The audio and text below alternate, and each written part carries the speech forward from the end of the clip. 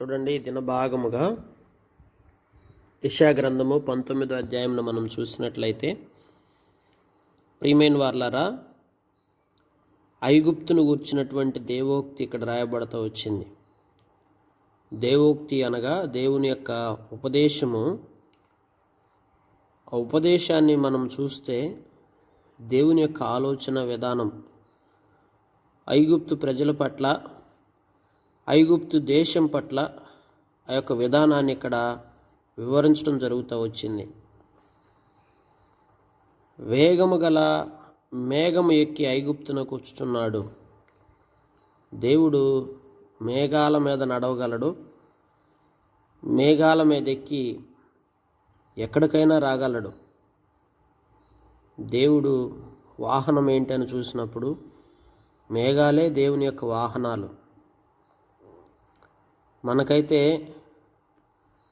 మనం ఆకాశంలో ప్రయాణం చేయాలంటే మరి ఏరోప్లేన్స్, అలాగే హెలికాప్టర్స్ ఇట్లాంటివి ఎంతో ఇంధనం వాడి మనం ప్రయాణం చేయాల్సి ఉంటుంది. కానీ దేవునికైతే మేఘములే వాహనములుగా మరి ఏ ఇంధనముతో పని లేకుండా ప్రయాణం చేయగల దేవుడు, వేగవంతంగా రాగలిగినటువంటి దేవుడు. ఎక్కడికైనా కానీ, ఏ స్థలమునకైనా కానీ దేవుడు వేగవంతంగా ప్రయాణం చేసి మన యొద్దకు రాగలడు. సర్వశక్తి గల దేవుడు ఐగుప్తు విగ్రహములు ఆయన సన్నిధిని కలవరపడును. ఐగుప్తీయుల గుండె కరుగుచున్నది. విగ్రహాలు కలవరపడుతున్నాయి, గుండె కరుగుచున్నది. ఐగుప్తీయుల్లో ఒకరి మీదకి ఒకరు రేపబడుతుంటున్నారు. సహోదరుల మీదకి సహోదరులు, పొరుగువారి మీదకి పొరుగువారు లేసుదురు. పట్టణము పట్టణముతో యుద్ధము చేయును, రాజ్యముతో రాజ్యము యుద్ధము చేయును. ఐగుప్తీయుల యొక్క శౌర్యము నశించును, ఆలోచన శక్తి నేను మానిపేయుదును. చూడండి, శౌర్యం కోల్పోతున్నారు, ఒకరి మీదకు ఒకరు లేస్తున్నారు. ఆలోచన శక్తిని దేవుడు మానిపివేస్తున్నాడంట. వారి విగ్రహముల యొద్దకు, గొణుగు వారి యొద్దకు, కర్ణపిశాచి వారి యొద్దకు, సోదిగండకు విచారింప వెళ్ళుదురు. చూడండి, లోకములో దేవుడు లేని ప్రజల యొక్క జీవితాలు ఎలా ఉంటాయి. ఒకరి మీదకు ఒకరు లేవటం, గొడవలు, పట్టణాలు గొడవాడుకోవటం, రాజ్యాలు యుద్ధాలు చేసుకోవటం. మరి ఈ దినాల్లో కూడా మనం చూస్తుంటున్నాం, దేశాల మధ్య ఎన్నో యుద్ధాలు జరుగుతున్నాయి. మరి పట్టణాలు విరోధంగా మారిపోతుంటున్నారు. వ్యక్తుల మధ్య విరోధ భావాలు ఎక్కువైపోతూ యుద్ధం జరుగుతుంది. దేవుడు తన ఆలోచన శక్తిని మాన్పివేస్తాడంటున్నాడు. అప్పుడు మనం ఆలోచన శక్తిని కోల్పోతాం. ఎవరిని ఆశ్రయిస్తాం? విగ్రహాలు వద్దకు, గొణుగు వారి వద్దకు, కర్ణపిశాచాలు గల వారి వద్దకు, సోదిగాండ్ర వద్దకు విచారించడానికి వెళ్తాం. మన పరిస్థితులు తారుమారవుతున్నప్పుడు, యుద్ధ వాతావరణం నెలకొల్లినప్పుడు, అనేక సమస్యలు మన కుటుంబాల్లో తలెత్తినప్పుడు, మనం ఎందుకు ఇలా జరుగుతుంది అని ఎవరో ఒకరిని ఆశ్రయించే మనసు ఈ దినాల్లో మనం కూడా కలిగి ఉంటాం. అందుకే ఆ దినాల్లో సౌలు దేవునికి విరోధంగా పాపం చేస్తూ ఉన్నప్పుడు, సౌలు చేతిని దేవుడు విడిచిపెట్టినప్పుడు, సౌలు కర్ణపిశాచాలు గల వారి దగ్గరికి వెళ్ళి తను తాను విచారించుకున్నాడు. ఏమైపోయాడు? నిత్య నాశనానికి పంపబడుతూ వచ్చాడు.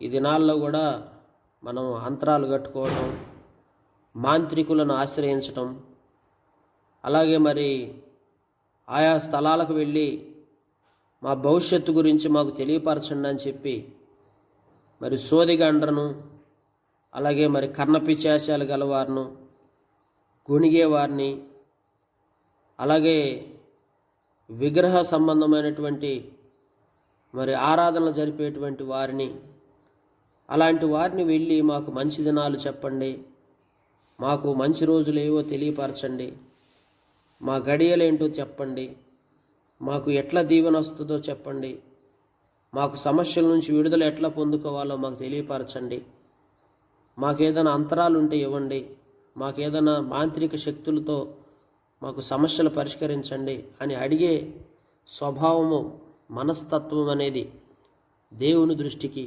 అస్సలు నచ్చదు ప్రియులారా. ఎందుకంటే మనం సర్వశక్తి గల దేవుణ్ణి గుర్తెరిగిన తర్వాత అలాంటి వాటిని మనం ఎన్నటికీ ఆశ్రయించకూడదు. అలాంటి వారి వద్దకు మనం ఎప్పటికీ వెళ్ళకూడదండి. దేవుని వాక్యంలో మనం చూస్తే, క్రూరమైన అధికారికి నేను వారిని అప్పగిస్తాను, బలాత్కారుడైన రాజు వారిని ఏలును అని ప్రభు అయిన యెహోవా సెలవిస్తున్నాడని లేఖనాల్లో మనం చూస్తుంటున్నాం. కనుక మనల్ని బలాత్కారానికి అప్పగించి వేస్తాడు. సముద్రములు జలములు ఇంకిపోతాయి, నది ఎండిపోతుంది, ఏటిపాయలు కంపు కొడతాయి, కాలువలు ఇంకిపోతాయి, రెల్లును తొంగలు వాడిపోతాయి. నైలు నది ప్రాంతమంతా కూడా తీరమునున్న బీడులను విత్తబడిన పైరంతయు ఎండి మరి కొట్టుకొని పోయి కనపడకపోవును. చూడండి, పంటలు పండవు, నదులు ఎండిపోతాయి, పాయలు మరి కొట్టుకుపోతాయి. ఆ రీతిగా చూస్తున్నప్పుడు జాలర్లు దుఃఖిస్తారు, నైలు నదిలో గాలములు వేయి వారందరూ ప్రలాపిస్తారు, కృషించిపోవుదురు. దువ్వెనతో దోవబడు జనపనార పనిచేయవారును, తెల్లని బట్టలు నేయవారును సిగ్గుపడుదురు.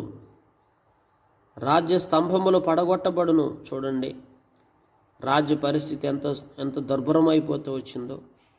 పంటలు పండక, నీరు లేక, జాలర్లు నదుల్లో మరి చేపలు పట్టుకోవడానికి చేపలు లేక, రాజ్య స్తంభములు పడగొట్టబడి మరి బలాత్కారమైనటువంటి రాజులను రాజ్యానికి ఏర్పరిచి అట్టి రీతిగా కూలి పని చేయవారందరూ మనోవ్యాధి పొందుతూ, ఫరో యొక్క జ్ఞానులైన ఆలోచనకర్తలు, సోయర్ అధిపతులు కేవలం అవివేకులైరి, ఆలోచనా శక్తి పశుప్రాయమైన నేను జ్ఞాని కుమారుడని, పూర్వపు రాజుల కుమారుడని ఫరోతో మీరెట్లు చెప్పుదురు.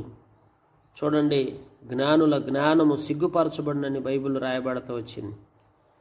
నేను జ్ఞానిని కదా అని విర్రవీగుతూ ఉంటారు లోకంలో చాలామంది. నీ జ్ఞానం దేనికి పనికొస్తుంది? ఎందుకు పనికిరాని జ్ఞానం అండి. కొన్నిసార్లు మనం ఈ లోక జ్ఞానం దేవుని దృష్టికి మురికి గుడ్డలతో సమానమైంది. నేను జ్ఞానిని కదా అని నీవు అనుకొనవద్దని రాయబడతా వచ్చింది బైబిల్లో. చాలామందికి ఈ రోజుల్లో లోకంలో ఉన్న జ్ఞానాన్ని బట్టి ఎంతో గర్విస్తూ ఉంటారు, అతిశయిస్తూ ఉంటారు. మనం దేవుని గురించి చెప్పినా వినకపోవటానికి కారణం ఏంటంటే, లోకంలో మరి ఎంతో జ్ఞానాన్ని వారు కలిగి ఉన్నారు కాబట్టి ఆ జ్ఞానాన్ని బట్టి వారికి ఏమనిపిస్తుందంటే చాలా నేను ప్రౌడ్గా ఫీల్ అయిపోతూ ఉంటారు, గర్వంగా ఫీల్ అయిపోతారు, అతిశయంగా ఫీల్ అవుతుంటారు. దేవుని గురించి చెప్తే చిన్న చూపు చూస్తుంటారు. ఎందుకంటే లోక జ్ఞానం మనిషికి గర్వాన్ని తెచ్చిపెడుతుందండి. లోకంలో తెలివితేటలు, లోకంలో గర్వం, లోకములో మరి గర్వాన్ని తీసుకొస్తాయి. అధికముగా జ్ఞానము గల వ్యక్తులు దేవునికి త్వరగా లోబడరండి. మీరు గమనించండి. అందుకే దేవుడు జ్ఞానుల జ్ఞానమును సిగ్గుపరిచదని చెప్తున్నాడు. కేవలము అవివేకులైరి ఆలోచన శక్తి పశుప్రాయమైన ఆలోచన శక్తి కోల్పోజేస్తాడు దేవుడు. నీ జ్ఞానులు ఏమైరి? సైన్యములకు అధిపతి యెహోవాను గూర్చి నిర్ణయించిన దాన్ని వారు గ్రహించి నీతో చెప్పవలెను కదా. సృష్టికర్త అయినటువంటి దేవుని తెలుసుకోవాలి కదా జ్ఞానం అంటే. అసలు ఈ సృష్టి ఎలా సృజించబడింది, ఎవరి చేత సృజించబడింది, ఎందుకు సృజించబడింది, మానవుణ్ణి దేవుడు ఎందుకు సృజించాడు, దాని యొక్క పూర్తి జ్ఞానాన్ని తెలుసుకోవటమే కదా జ్ఞానం అంటే. అయితే మరి ఏమైంది మన జ్ఞానం అంతా? ప్రియులారా, మన ఆలోచన శక్తి ఏమైపోయింది అంటే, పాపమును బట్టి, దుష్టత్వమును బట్టి దేవుడు మన ఆలోచన శక్తిని కోల్పోజేశాడు. మన జ్ఞానం అంతా ఏమైపోయింది అంటే, జ్ఞానం లేనివారుగా అయిపోయాం. ఈ లోకంలో ప్రియమైన వారులారా, మన ఆంతరంగిక జీవితంలో మనం పాపానికి చోటిచ్చినట్లయితే ఒకటి గ్రహించండి, మనం ఆలోచన శక్తిని కోల్పోతాం. మనం లోక పాపంలో పడిపోయినట్లయితే మన జ్ఞానం అంతా పని చేయకుండా పోతుందండి. ఎప్పుడైతే నువ్వు దేవుని పాదాల చెంత దేవుని ఎడల భయభక్తులు కలిగి జీవిస్తావు, అప్పుడే నువ్వు జ్ఞానవంతుడుగా మార్చబడతావు. ఆలోచన శక్తి ఉంటుంది. అందుకే దేవుడు ఆలోచన శక్తిని ఎప్పుడు ఇవ్వగలుగుతాడు? దేవుని యొక్క ఆ సోయాను అధిపతులు అవివేకులైరి, నోపు అధిపతులు మోసపోయిరి, ఐగుప్తు గోత్ర నిర్వాహకులు అది మార్గము తప్పినట్లు చేసిరి. చూడండి, మోసపోయారు, అవివేకులైపోయారు. ఐగుప్తు మీద మూర్ఖత గల ఆత్మ కుమ్మరించి ఉన్నాడంట. దేవుని వాక్యం రాయబడతా వచ్చింది. మూర్ఖత గల ఆత్మ. చూడండి, పరిశుద్ధాత్మ శక్తిని పొందుకొని మహిమ గల ఆత్మను పొందుకోవాల్సిన మనం మూర్ఖత గల ఆత్మ మనలోకి వచ్చేస్తుంది. ఈ మూర్ఖత గల ఆత్మ మనలో ఉన్నప్పుడు మత్తుడు తన వాంతిలో తూలి పడతాడు. చూసావా? ఐగుప్తు తన పనంతటి విషయమై వారు తోలజేసి ఉన్నారు. అంటే ఒక మందు దాగిన వ్యక్తి తూలితో అటు ఇటు నడుస్తూ ఉంటాడే, అలాగుంటుందండి. ఏ మూర్ఖత గల ఆత్మ అయితే మనలోకి వస్తుందో తూలిపోతాం, ఎటు పడితే అటు పోవటం, ఏది పడితే అది చేయటం, ఎలా పడితే అలా ఉండటం, ఆలోచన శక్తిని కోల్పోయి జ్ఞానం లేకుండా ప్రవర్తిస్తూ ఇష్టానుసారంగా జీవిస్తూ మరి కుటుంబ జీవితాన్ని నాశనం చేసుకునేవారుగా, పాడు చేసుకునేవారుగా ఉంటాం. జ్ఞానం అంతా ప్రయోజనకరం లేకుండా పోతుంది. తెలివితేటలంతా ఉపయోగిస్తాం, ఏదేదో చేయాలనుకుంటాం. కుటుంబాన్ని ఆశీర్వాదకరంగా ఉంచుకొనుట కొరకు, మనం అభివృద్ధి చెందటానికి, మన కుటుంబాన్ని అభివృద్ధిలో తీసుకురావటం కోసం మనం ఉపయోగించే జ్ఞానం అంతా, మన ఆలోచన శక్తి అంతా వ్యర్థమైపోతుంది. ప్రియులారా, దేవుని మీద ఆధారపడాలి. తలైనా, తోకైనా, కొమ్మైనా, రెల్లైన ఐగుప్తులో పని సాగింపు వారు ఎవ్వరు లేరు. స్త్రీలు వంటి వారు అగుదురు. సైన్యములది యెహోవా వారిపైన తన చెయ్యి ఆడించును. ఆయన చెయ్యి చూచి వారు వణికి భయపడుదురు. చూడండి, దేవుని హస్తము వాని మీద ఆడించి వానికి భయాన్ని, వణుకును పుట్టిస్తాడు దేవుడు. విరోధముగా సైన్యములకు ఉద్దేశించిన బట్టి ఒకడు ప్రస్తావించిన ఐగుప్తులు వణుకుదురు.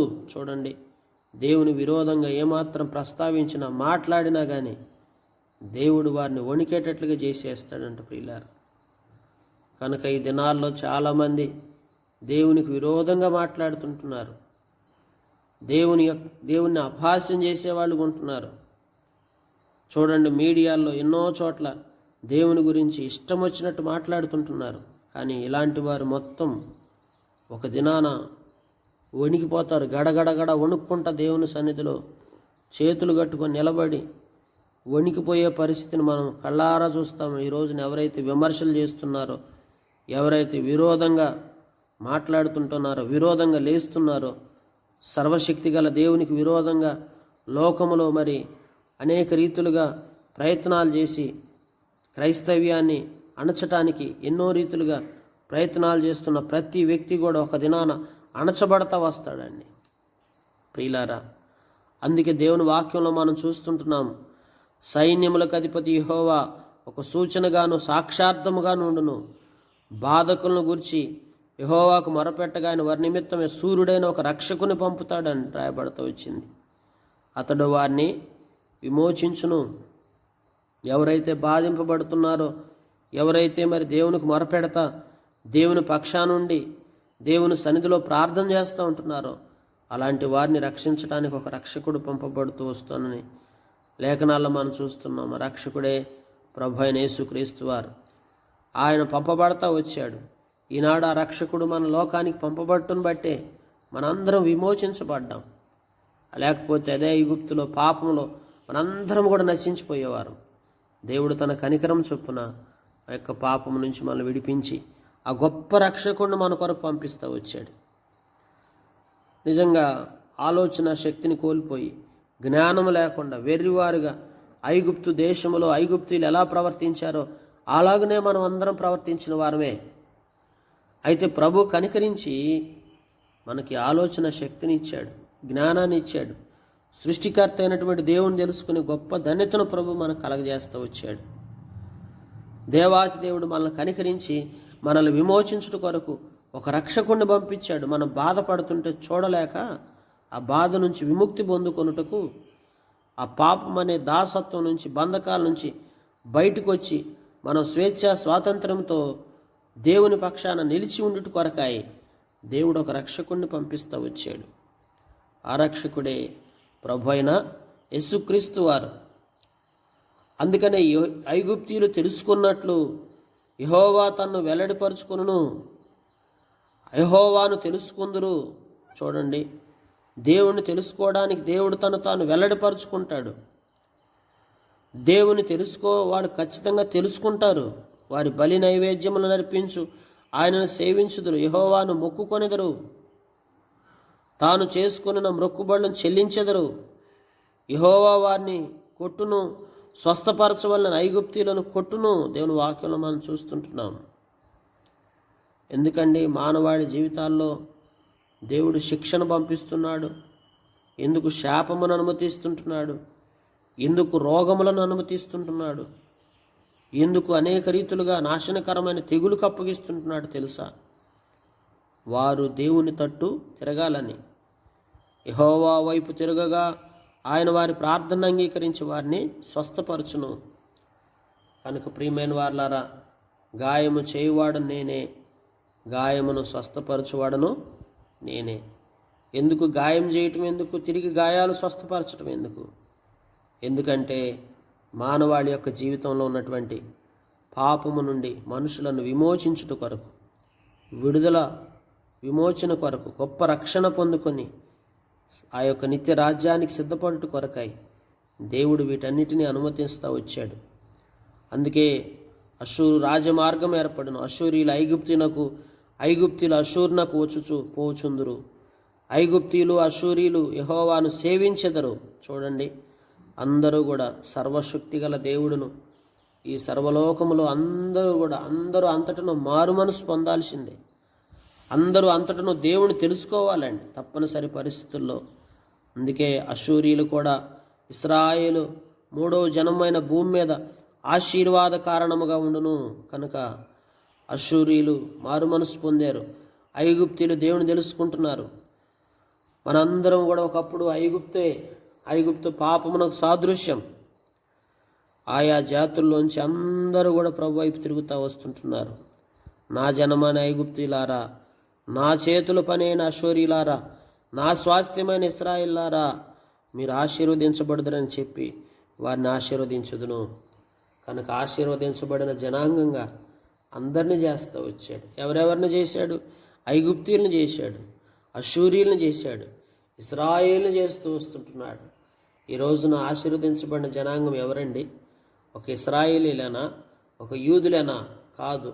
అందరూ అంతటా మారు మనసు పొందుతున్నారు. అన్ని కులాలు, అన్ని జాతులు, అన్ని భాషలు, అన్ని రాష్ట్రాల ప్రజలు అందరూ అంతటా మారు మనసు పొంది ఆశీర్వాదానికి వారసులుగా చేయబడాలనేది దేవుని యొక్క ఉద్దేశం. ఆశీర్వాదం అనగా పర సంబంధమైన, భూ సంబంధమైన రెండు రకాల ఆశీర్వాదాలని మనం అనుభవించేవారిగా చేయాలని దేవుని యొక్క అనాది సంకల్పం. ఆ సంకల్పమును బట్టి దేవుడు మన పక్షా నుండి మనకు సహాయం చేస్తూ వచ్చాడు, మనల్ని బలపరుస్తూ వచ్చాడు, మనల్ని విమోచించాడు. ఆ శాపగ్రస్తమైన స్థితి నుంచి మనల్ని వేరు చేస్తూ వచ్చాడు.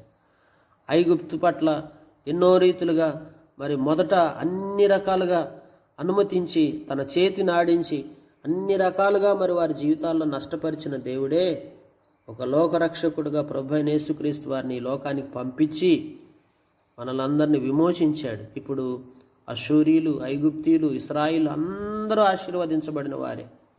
ఈరోజు మనం అందరం ఆయా రకాలైనటువంటి భాషలు, జాతులు, కులాలు, అన్ని వర్గాల్లోంచి ఇప్పుడు మనల్ని ఏర్పరచుకొని ప్రభువుని గణపరిచేవారుగా, రక్షణ ఆనందాన్ని మన హృదయాల్లో పొంగిపొర్లే విధంగా మనకు విమోచనిచ్చి మన పాపము నుంచి సంపూర్ణమైన విడుదల పొందుకొని అన్ని రకాలుగా మనం ఆశీర్వదించబడే వ్యక్తులుగా మనల్ని లోకంలో తయారు చేస్తూ వచ్చాడు.